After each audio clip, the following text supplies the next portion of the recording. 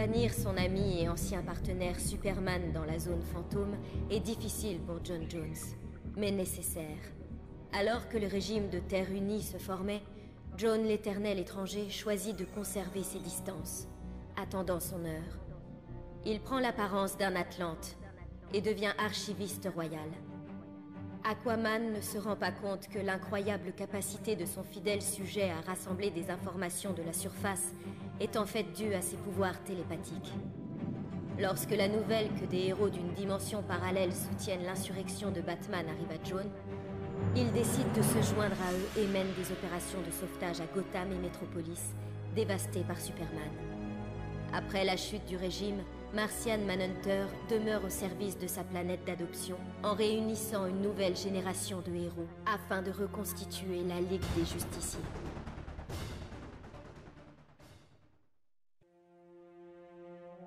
La bataille terminée, Grundy parvient à s'enfuir et à rejoindre son marais pour panser ses blessures. Pendant sa convalescence, il découvre qu'il peut canaliser la force élémentaire rouge. Toute la faune se plie alors à sa volonté.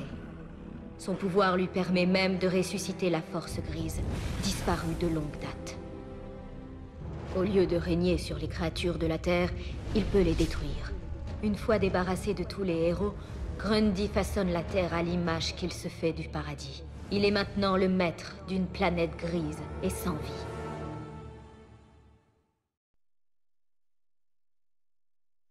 L'imbécile à la cape rouge ayant été éliminé, Scorpion souhaite maintenant comprendre comment il est arrivé là. A priori, seul le sorcier Quan Chi ou alors l'ancien dieu déchu Shinnok peuvent l'avoir invoqué. Les réponses à ces questions apparaissent sous la forme de Trigon, qui accuse Scorpion d'avoir déserté sa grande armée démoniaque et de l'avoir privé de sa glorieuse victoire sur le Haut Conseiller. Les deux êtres s'affrontent dans un duel titanesque. Scorpion en sort vainqueur et prend alors la tête de l'armée d'invasion de Trigon. Cette étrange terre serait bientôt soumise à son autorité.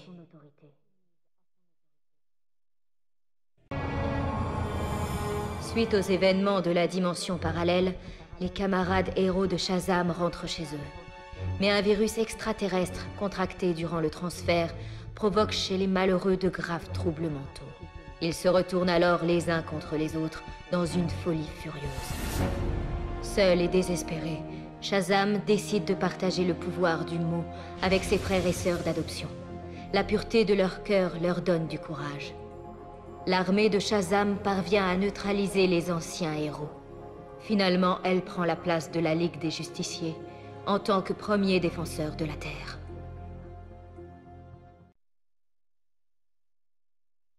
Tous les héros n'ont pas été détruits par Superman. Il en a également créé certains.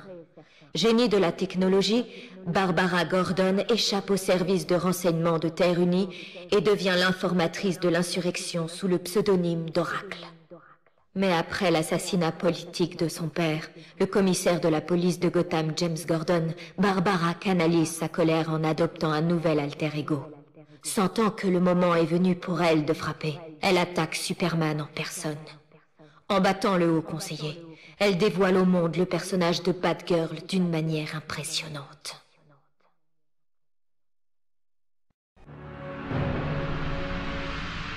Lorsque le régime de Terre Unie de Superman s'avère être un échec similaire au sien sur Korugar, Sinestro se retire au fin fond de l'espace pour ruminer sur sa défaite. La peur lui avait longtemps semblé être la plus puissante des émotions pour instaurer l'ordre dans l'univers. Toutefois, elle ne suffisait pas. Désespéré, Sinestro déchaîne la terrible puissance de son corps contre l'entité de la vie, gardienne de la batterie de pouvoir blanche. Enfin victorieux, Sinestro se voit doté des pouvoirs d'un White Lantern. Plus aucun adversaire ne peut désormais lui résister. Et la lumière du corps des Green Lantern sera la première qui l'éteindra. Ce ne sont pas les vendettas qui manquent sous le règne cruel de Superman, ni les primes que Lobo se fait un plaisir d'encaisser. Il devient l'un des hommes les plus riches de l'univers, en assassinant tous ceux qui osent s'opposer au haut conseiller. L'ego déjà démesuré de Lobo grandit encore avec sa fortune croissante. Il se met en quête d'une mission à la hauteur de ses compétences. Mais étant donné que beaucoup de surhommes sont déjà morts de sa propre main, malheureusement, les primes se font rares. Lobo décide alors d'utiliser sa fortune pour créer son propre contrat ultime. Il tuerait les habitants de New Genesis, la terre des nouveaux dieux.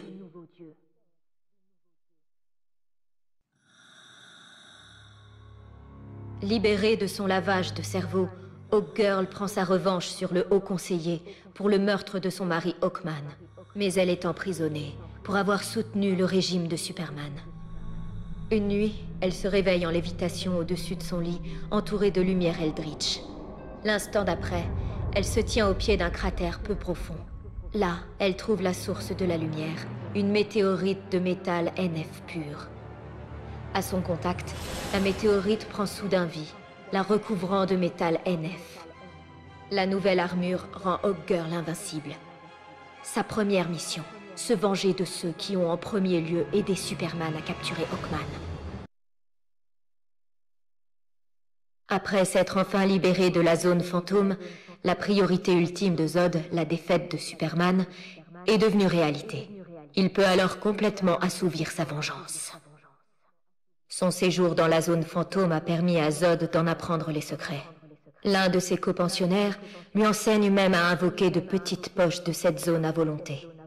Après avoir soumis Superman à ce terrible vide abrutissant, Zod se proclame à son tour haut conseiller et commence à rebâtir la Terre à l'image de la grande Krypton.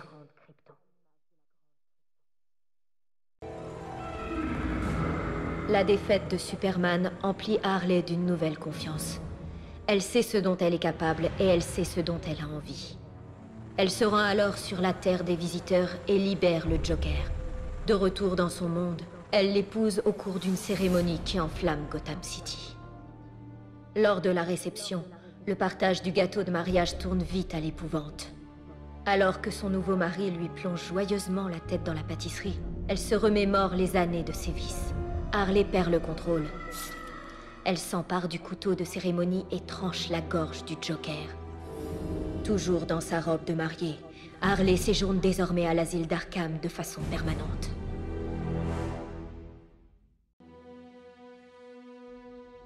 Bien que satisfait de son issue, Superman demeure troublé par l'affrontement avec son double.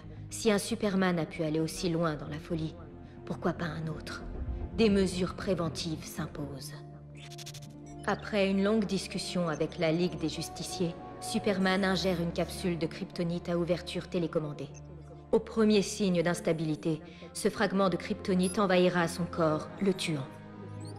La question de savoir qui l'activera trouve une réponse démocratique. Chaque semaine, un justicier différent héritera de la télécommande. Seul Batman est écarté du dispositif.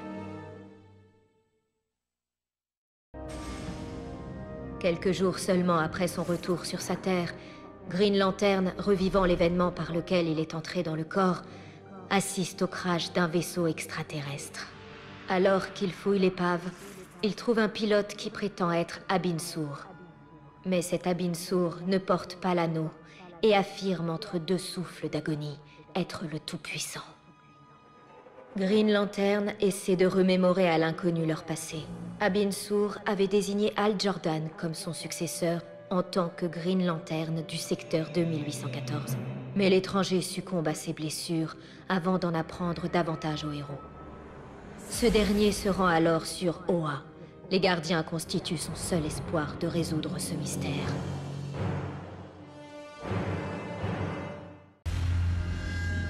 Wonder Woman rentre chez elle pour découvrir son monde en ruine. Conscients du règne despotique de Superman sur la dimension parallèle, les dieux de l'Olympe ont décidé d'éliminer de manière préventive le danger des méta-humains pesant sur leur monde. Menés par Zeus, ils ont chassé et tué presque tous les mortels dotés de super-pouvoirs. Seule Themyscira se dresse encore contre eux. Wonder Woman et ses Amazones affrontent les Olympiens avec un courage exceptionnel. En dépit de lourdes pertes, les forces de Wonder Woman finissent par l'emporter. Elles se proclament les nouvelles Olympiennes et instaurent une ère de paix et de prospérité. Remporter l'affrontement contre Superman coûte cher à Raven. La quantité d'énergie démonique qu'elle mobilise l'affaiblit. Quand elle reprend conscience, elle est déstabilisée par ce qui l'entoure. Ce qu'elle a sous les yeux est un décor infernal. À ses côtés se tient son père, Trigon. Sans le vouloir, Raven l'a invoqué durant son affrontement. Le démon remercie sa fille, puis il mobilise une armée démoniaque et s'apprête à détruire ce qu'il reste de la planète. Nightwing se débarrasse de son ancien patron Superman en combat singulier. Même Batman n'y était pas parvenu. Sa soif de conflit augmente, et il commence à défier quiconque se met sur sa route. Le côté belliqueux de Nightwing attire l'attention de Sinestro. Toujours en quête de nouvelles recrues pour son corps, ce dernier estime le jeune humain capable d'inspirer une grande peur.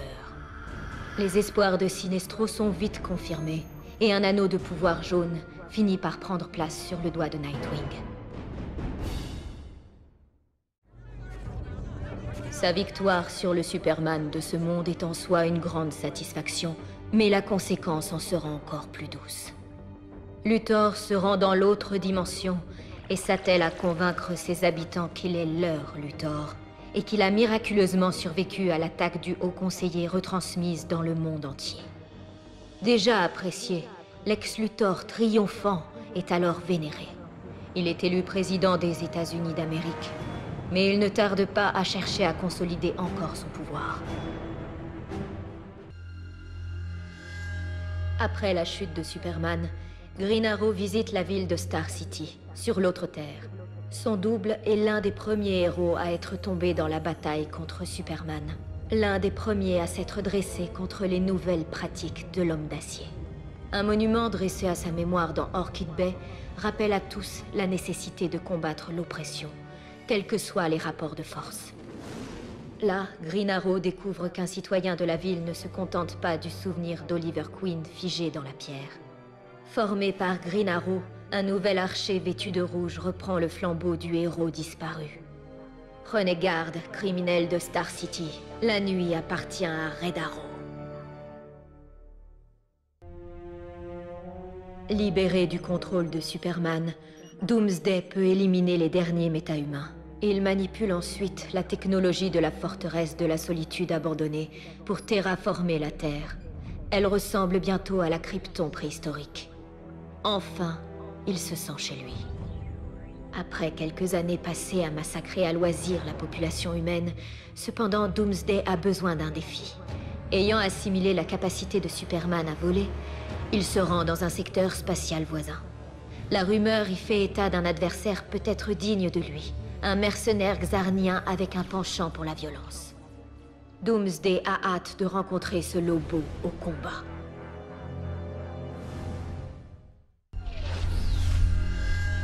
Après la défaite de Superman, Cyborg mène l'assaut sur la forteresse de la solitude pour y débusquer les derniers membres du régime du Haut Conseiller. La forteresse, bien défendue, offre une résistance farouche. Cyborg devra même avoir recours à des outils kryptoniens inconnus pour préparer ses composants cybernétiques endommagés. Doté de la technologie extraterrestre, Cyborg découvre qu'il peut communiquer avec les androïdes de Superman et leur ordonner d'appréhender ses adversaires. Avec son armée de super-androïdes, Cyborg fait régner la justice sur Terre. Flash finit par éliminer le Haut Conseiller, mais les atrocités qu'il a cautionnées pendant le règne de Superman continuent à le hanter.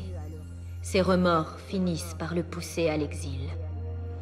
Pour expier ses fautes, ou peut-être simplement parce qu'il ne peut s'en empêcher, Flash continue à utiliser ses pouvoirs au nom de la justice. Des rumeurs d'une mystérieuse traînée d'énergie rouge qui fond sur les criminels et les neutralise se répandent ainsi dans Central City. Alors que très peu devinent sa vraie identité, d'autres montrent gratitude et sympathie envers celui qu'ils appellent The Ghost. La défaite de Superman apprend une chose à Black Adam. Les habitants de la Terre sont trop faibles pour adopter le gouvernement visionnaire de Kahndaq. Il retourne chez lui avec un nouveau plan. En combinant leurs énergies, Black Adam et son impératrice Isis créent une barrière mystique autour de Kahndaq. Ils y règnent en paix, sur une terre devenue une oasis dans le désert de la civilisation humaine. Une vraie oasis une fois toute vie ailleurs sur Terre éradiquée par Black Adam.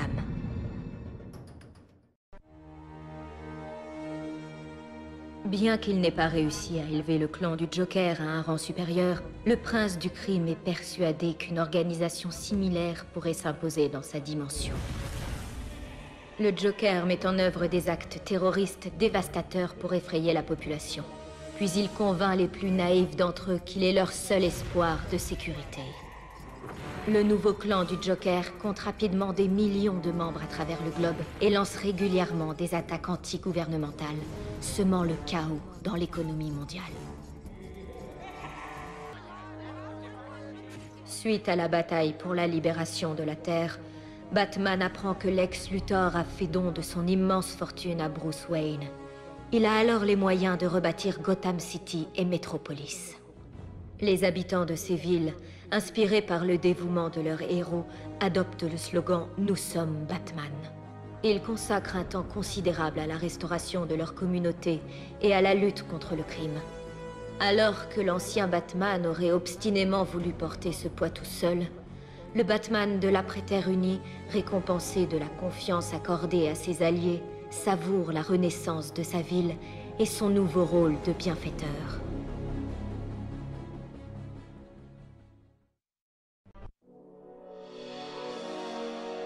Enfin, Superman a payé pour ce qu'il a fait subir à Catwoman. En feignant son allégeance à son régime, Selina a perdu son bien-aimé Batman et tout espoir de vivre heureuse. Aussi fière que furieuse, elle ne tente pas de se réconcilier avec Bruce Wayne.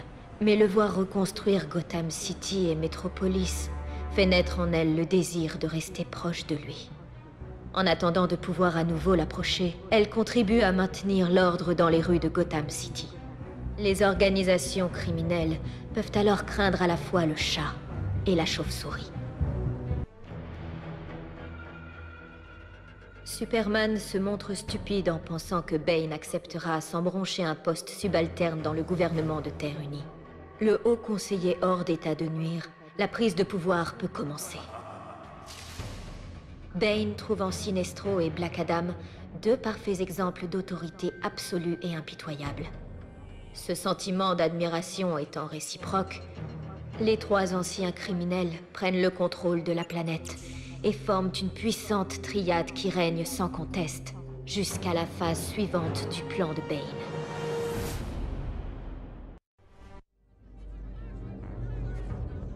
Avec la chute du régime de Superman, des gouvernements se forment pour le remplacer. Ces gouvernements sont autant de nouveaux clients pour Deathstroke et ses affaires prospèrent. Bientôt, le nombre d'assassinats à perpétrer, de révolutions à soutenir et d'agitations à créer dépasse sa capacité. Les soldats d'élite du régime de Terre Unie, responsables d'atrocités au nom de Superman, se cachent pour échapper à une population avide de revanche. Personne ne pourrait les trouver, excepté Deathstroke. Il recrute ces renégats pour former les Nouveaux Titans, le premier groupe mondial d'assassins politiques. La défaite de Superman n'apporte pas à Ares les bénéfices qu'il pensait en tirer.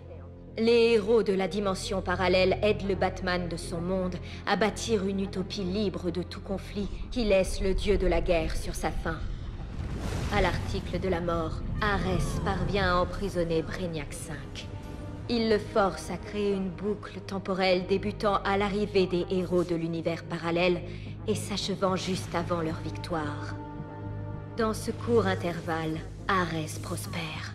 Il peut savourer une guerre infinie. La victoire d'Aquaman sur Superman n'est que le début de son ascension au pouvoir. En unissant tous les océans du monde sous la bannière d'Atlantis, Aquaman s'assure le contrôle total de l'écologie de la planète et de son économie. Son influence dans ces domaines n'échappe pas à l'attention des grandes firmes multinationales qui cherchent à mettre un terme à son règne. Des malfrats appâtés par les récompenses importantes offertes pour tuer le roi d'Atlantis le traquent sans relâche. Mais la popularité d'Aquaman joue en sa faveur. Les citoyens du monde entier se dressent contre ceux qui contestent le pouvoir du roi d'Atlantis. La menace écartée, le peuple sollicitera même que le gouvernement de la Terre unifiée passe aux mains d'Aquaman.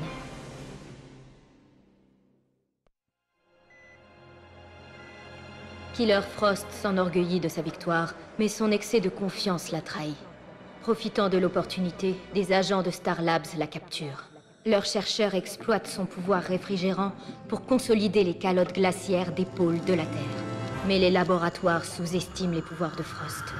Elle se retourne contre ses ravisseurs, gelant leur complexe. Puis c'est au tour de l'hémisphère ouest tout entier. Les survivants luttent désormais pour renverser celle qui s'est autoproclamée Reine de Glace.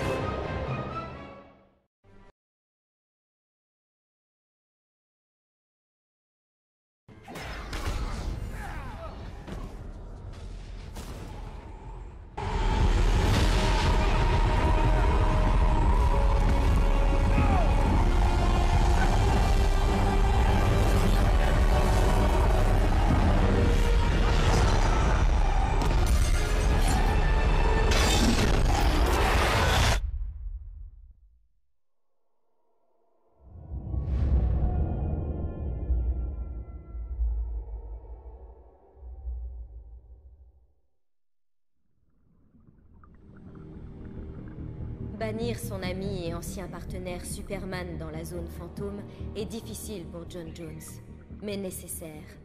Alors que le régime de Terre Unie se formait, John l'Éternel étranger choisit de conserver ses distances, attendant son heure. Il prend l'apparence d'un Atlante et devient archiviste royal. Aquaman ne se rend pas compte que l'incroyable capacité de son fidèle sujet à rassembler des informations de la surface est en fait due à ses pouvoirs télépathiques. Lorsque la nouvelle que des héros d'une dimension parallèle soutiennent l'insurrection de Batman arrive à John, il décide de se joindre à eux et mène des opérations de sauvetage à Gotham et Metropolis, dévastées par Superman. Après la chute du régime, Martian Manhunter demeure au service de sa planète d'adoption en réunissant une nouvelle génération de héros afin de reconstituer la Ligue des Justiciers.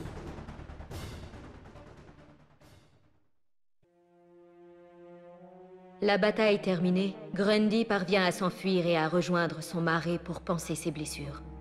Pendant sa convalescence, il découvre qu'il peut canaliser la force élémentaire rouge. Toute la faune se plie alors à sa volonté. Son pouvoir lui permet même de ressusciter la force grise, disparue de longue date. Au lieu de régner sur les créatures de la Terre, il peut les détruire. Une fois débarrassé de tous les héros, Grundy façonne la Terre à